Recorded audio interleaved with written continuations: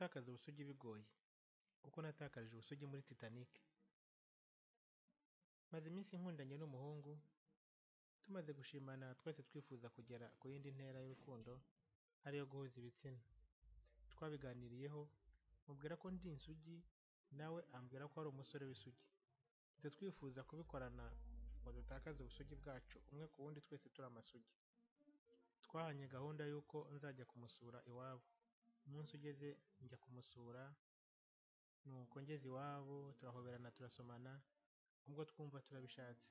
Duhitamo kujya muri dushe koga kuko twumvaga kogana twambaye ubusa byashoboraga gutuma dushyukwa bikadufasha kubikora ubwa mbere, kandi urusaku rw'amazi rwagombaga gutuma kuniha no gutaka kwacu bitumvikana hanze.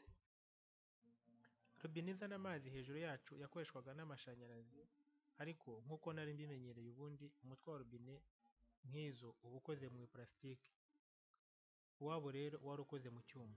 Sinzi rero uko nakoze kuri uwo mutwe wa robine nkubitwa n'amashanyarazi nikubita hasi ngaramye.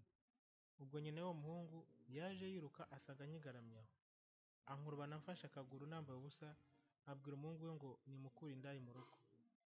Nyuma yaho tumaze kunanirwa no kubikora kubera amashanyarazi, twapanze undi mutwe.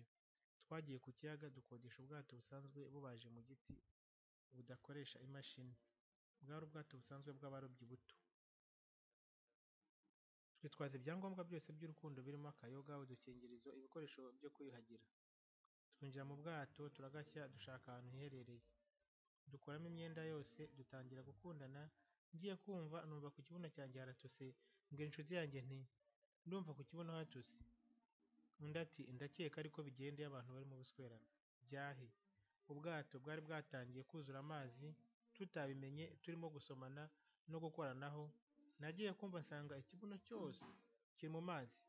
Mpita musunika agwa mu mazi agaramye, nanjye ngwa mu rundi ruhande. Ubwato burarohama.